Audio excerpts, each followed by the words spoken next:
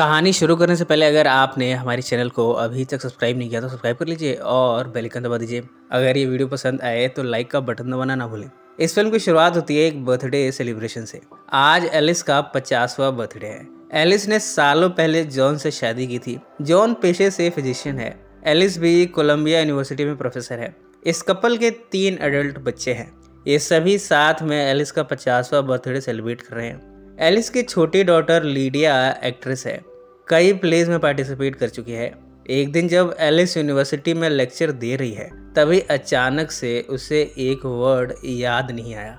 Alice को समझ नहीं आ रहा कि उसके साथ हो क्या रहा है। एलिस अक्सर एक डॉक्टर को विजिट करती रहती है, पर इस बार वो पहुंची है ये जानने के लिए कि आखिर उसे हुआ क्या है। डॉक्टर उसे कुछ वर्ड्स पढ़ने को देता है। वो पूछता है कि पिछली बार किस दिन वो यहाँ आई थी। डॉक्टर और भी सवालों को पूछता है। इन सब में एलिस कई सवालों के जवाब गलत देती है। डॉक्टर ने ये कन्फर्म कर दिया है कि एलिस को एल्जाइमर है। ये एल्जाइमर उसमें जेनेटिकल है और अर्ली स्टेज पर है। एलिस ये सोच रही है कि अगर उसे ये बीमारी जेनेटिकल है तो उसके बच्चों को भी हो सकती है। रात को अपने हस्बैंड के साथ संभोग कर रही है। इसके दौरान वो बताती है कि आजकल वो किस बीमारी से गुजर रही है। जॉन को पहले तो यकीन नहीं हुआ कि एकदम ठीक ठाक दिखने वाली एलिस अल्जाइमर जैसी बीमारी का शिकार है। अगली रात तो ऐसा हुआ कि एलिस जॉन के साथ संभोग कर रही थी। इसके दौरान ही वो भूल ही गई कि वो कर क्या रही थी। उसने संभोग बीच में ही छोड़ दिया। एलिस की ये प्रॉब्लम बढ़ती जा रही है। वो अपनी बड़ी बेटी एना और बेटे टॉम को बुलाती है। लीडिया भी यहाँ मौजूद है। अब सबने ये डिसाइड किया है कि ये भी अपना अपना टेस्ट कराएंगे। एना और टॉम ने तो टेस्ट करा लिया क्या ये बीमारी उनमें जेनेटिकली डेवलप हो सकती है, पर लीडिया अपनी फैमिली में किसी की नहीं सुनती। उसकी लाइफ तो अच्छी चल रही है, खूबसूरत है, अच्छी खासी एक्ट्रेस है। उसे इन पचड़ों में पड़ना नहीं है। उसने फैसला कर लिया है कि वो अपना टेस्ट नहीं कराएगी। अब एलिस की मेमोरी जाने लगी है। कई चीज़ें वो भूल जाया करती है। अब की बार तो यूनिवर्सिटी में लेक्चर के दौरान वो भूल जाती है कि वो बोल किस टॉपिक पर रही थी। एक बार तो ऐसा भी हुआ कि जब वो क्लास में आई तब उसे नहीं मालूम कि उसे किस टॉपिक पर लेक्चर देना है। उसने स्टूडेंट से बहाने से पूछ लिया और फिर लेक्चर देना शुरू किया। अब तो उसे अपने जॉब को खोने का खतरा भी मंडराता दिख रहा है। कभी कभी वो डे ड्रीमिंग करती है। दिमाग का एक हिस्सा उसे उसके टीनेज में ले जाता है। उस समय एलिस टीनेजर थी। एक कार क्रैश में उसकी मदर और सिस्टर की डेथ हो गई थी। एलिस को समझ नहीं आ रहा कि इन सब में वो कैसे डील करे। कई बार तो उसे कुछ भी याद नहीं आ रहा और एकदम से उसे टीनेज की मेमोरी याद आ गई। जॉन उसे कहता है कि चाहे कुछ भी हो जाए वो उसी के साथ रहने वाला है, उसे कभी अकेला नहीं छोड़ेगा। दोनों साथ में एक रेस्टोरेंट जाकर आइसक्रीम खाते हैं। एलिस वर्ड्स मेमोराइज करने के लिए इन्हें फ़ोन पर लिख लिया करती है। अब वो गजनी होती जा रही है। कुछ पर्सनल क्वेश्चंस के सेट वो फ़ोन में लिख कर रखती है।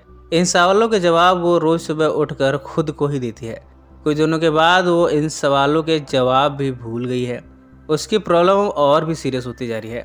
अब उसने फैसला किया है कि वो खुद खुशी कर लेगी। इसके लिए वो स्लीपिंग पिल्स लाई है। वो इन पिल्स को अपने रूम में छिपा देती है, पर क्या पता वो बाद में ये भूल जाए कि उसे सुसाइड भी करना है।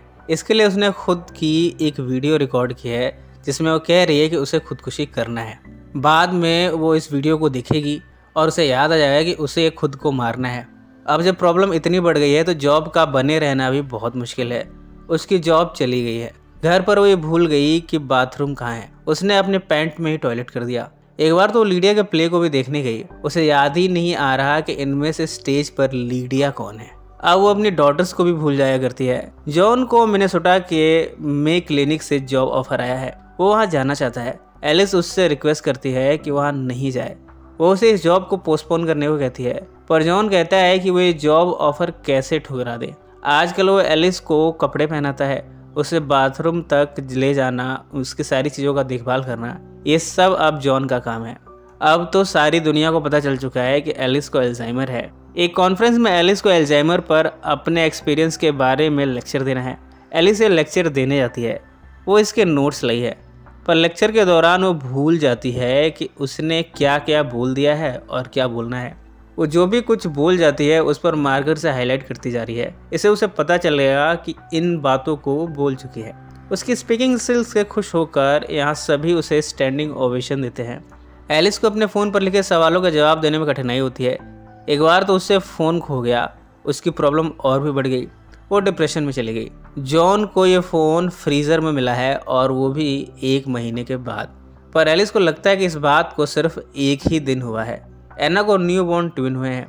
जॉन और एलिस उसे विजिट करने जाते हैं, पर एलिस यहाँ अपनी डॉटर एना को भी पहचान नहीं पा रही। कुछ दिनों के बाद एलिस वीडियो कॉल पर अपनी डॉटर लीडिया से बात कर रही है। इसके दौरान उससे वो वीडियो प्ले हो गया जिसमें उसने सुसाइड के बारे में जिक्र किया था। इसे देखकर उसे याद आया है कि उसे खुदकुशी भी करनी है। वो पिल्स ढूंढना शुरू करती है। फाइनली उससे पिल्स मिल ही गई। वो इन्हें खाने जाती है। इतने में उसकी केयरगिवर यहाँ आ जाती है। पिल्स फर्श पर गिर गई। एलिस ये भूल गई है कि वो कर क्या रही थी।